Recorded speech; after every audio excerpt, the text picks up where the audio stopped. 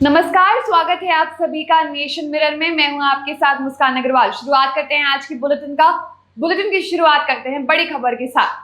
शुरुआत करते हैं चुनाव परिणाम 2024 के साथ, जहां हरियाणा में विधानसभा चुनावों के लिए वोटों की गिनती चल रही है, जहां भारतीय जनता पार्टी भाजपा सीधे तीसरे कार्यकाल पर नजर गड़ाए हुए है। और जम्मू कश्मीर की बात करें तो 10 साल बाद विधानसभा चुनाव में मतदान हुआ। हरियाणा में नवीनतम रुझानों से पता चलता है कि भाजपा 90 विधानसभा सीटों में से 49 पर आगे चल रही है, जबकि कांग्रेस 35 पर आगे है। विभिन्न एग्जिट पोल ने राज्य में कांग्रेस के लिए स्पष्ट बहुमत की भविष्यवाणी की है। हरियाणा विधानसभा चुनाव के रुझानों पर केंद्रीय मंत्री कृष्णपाल गुर्जर का क्या कहा, आइए सुनते हैं। फरीदाबाद में पहले से ज्यादा लोकसभा में सीटें जीतेंगे, ये हमने कहा था। आज परिणाम सामने, 2014 हो 1924 जो कहा वही निकला, और आज फिर जो कहा वही निकला।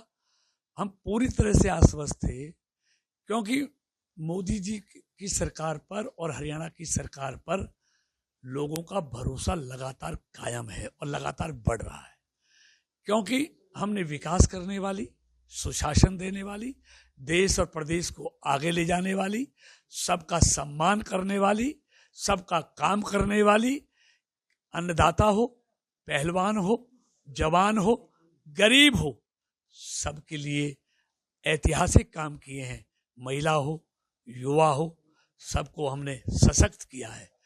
गरीब। बढ़ते हैं अगली खबर की ओर, जहां कांग्रेस के साथ पार्टी के गठबंधन को मिली बढ़त। जी हां, जम्मू कश्मीर चुनाव 2024 में कांग्रेस के साथ पार्टी के गठबंधन को बढ़त मिलने पर श्रीनगर में जेकेएनसी कार्यकर्ता जश्न मनाते नजर आ रहे हैं। चुनाव आयोग के आंकड़ों के अनुसार जेकेएनसी ने 2 सीटें जीती हैं और अभी तक 41 पर आगे है, जबकि कांग्रेस 7 सीटों पर आगे चल रही है। बढ़ते हैं अगली खबर की ओर, जो कि रायपुर से है। रायपुर से एक बड़ी खबर सामने आ रही है, जिसमें मोदी सरकार ने छत्तीसगढ़ को 892.36 करोड़ रुपए के सड़क निर्माण की स्वीकृति दे दी है, जिसके बाद डबल इंजन की सरकार में विकास की रफ्तार देखने को मिलेगी।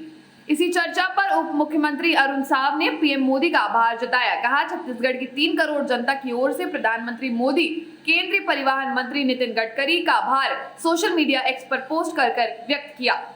मध्य प्रदेश के इंदौर में गरबा पंडाल के पास 7 वर्षीय बच्चे का यौन उत्पीड़न का सनसनीखेज वारदात सामने आई है। 2 नाबालिग लड़कों ने इस वारदात को अंजाम दिया। पीड़ित की मां की तहरीर के आधार पर पुलिस ने आरोपियों के खिलाफ भारतीय न्याय संहिता और पॉस्को एक्ट के तहत केस दर्ज किया है। बढ़ते हैं अगली खबर की ओर, जहां चीफ जीतू पटवारी जल्द ही अपनी कार्यकारिणी का गठन कर सकते हैं। प्रदेश कांग्रेस कार्यकारिणी को लेकर प्रदेश के नेताओं की रजामंदी के बाद दिल्ली से भी मंजूरी मिल गई है। बढ़ते हैं अगली खबर की ओर, जहां प्रदेश मुकद्दर की रेप की घटनाओं को लेकर पूर्व मंत्री पीसी शर्मा 25 घंटे के उपवास पर है। पूर्व मंत्री 8 अक्टूबर की सुबह 11 बजे से लेकर 9 अक्टूबर 12 बजे तक उपवास करेंगे। बढ़ते हैं बुलेटिन में अगली खबर की ओर, जहां राजधानी में एटीएम मशीन हैकिंग का एक अनोखा मामला सामने आया है। हैकरों ने एटीएम मशीन में एक ऐसा डिवाइस लगाया जिससे कार्ड मशीन में ही होल्ड हो गया। इसके बाद ठगी को अंजाम देने के लिए उन्होंने एटीएम में एक फर्जी हेल्पलाइन नंबर का स्टिकर चिपका दिया। कार्ड मशीन से बाहर नहीं आने पर जब उपभोक्ताओं ने उस नंबर पर फोन किया तो उनसे कुछ बेसिक जानकारी ली गई और फिर एटीएम पिन मशीन में डालने के निर्देश दिए गए। एक्चुअली मनीषा मार्केट में आईसीआईसी बैंक का एटीएम है, उसके बगल में एसबीआई का भी एटीएम है। जो लोग आ रहे थे पहले वो एसबीआई के एटीएम में आ रहे थे, लेकिन इन लोगों के द्वारा अंदर से एटीएम को ब्लॉक कर दिया गया था कागज़ डाल के, तो एसबीआई के एटीएम में कार्ड इंसर्ट नहीं हो पा रहे थे। फिर वो लोग आईसीआईसी बैंक में आ रहे थे।